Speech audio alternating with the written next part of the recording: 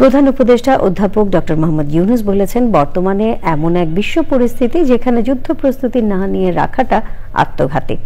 যুদ্ধে পরাজয়ের কোনো অপশন নেই মন্তব্য করে বিমান বাহিনীর বার্ষিক মহড়া অনুষ্ঠানে তিনি আরো বলেন, উন্নত বিশ্বের সঙ্গে তাল মিলিয়ে চলছে বাংলাদেশ বিমান বাহিনী। মুস্তাফা মল্লিক জানাচ্ছেন, বান্ডেল থাকলে প্রতি সেনমানিতে টাকা বাঁচবে।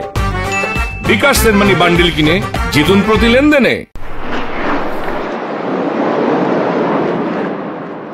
বিমান বাহিনীর ঘাঁটি বীরুত্তম একে খন্দকারে বাংলাদেশ বিমান বাহিনীর বার্ষিক বিশেষ মহড়া আকাশ বিজয় 2025।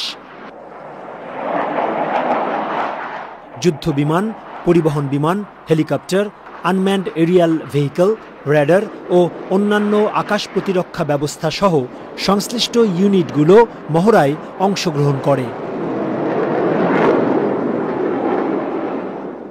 মহড়া শেষে দিক নির্দেশনামূলক বক্তব্য দেন প্রধান উপদেষ্টা অধ্যাপক ইউনূস। বলেন, বিশ্ব পরিস্থিতির বিবেচনায় যুদ্ধের প্রস্তুতি রাখা প্রয়োজন। অনেকের মতো আমিও যুদ্ধবিরোধী মানুষ। পৃথিবীতে যুদ্ধ হোক এটা আমরা কামনা করি না।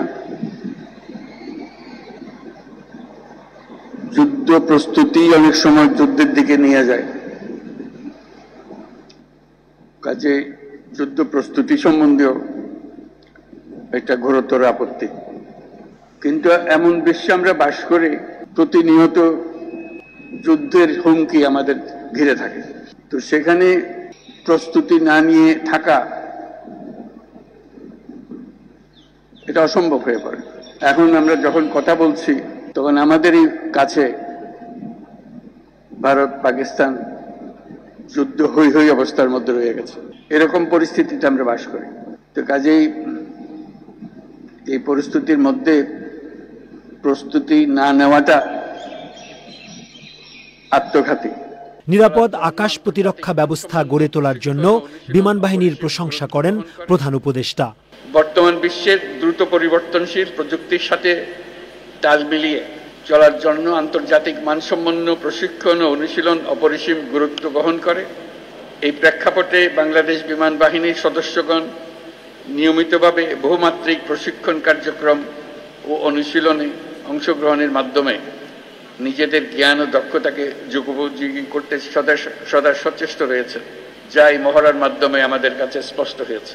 বিমান বাহিনীতে ভবিষ্যতে অত্যাধুনিক যুদ্ধ বিমান, হেলিকপ্টার, পরিবহন বিমান, radar, surface to air missile, UAV সংযোজনের জন্য সরকার বিমান বাহিনীকে সর্বোত্তম সহযোগিতা প্রদান করবে।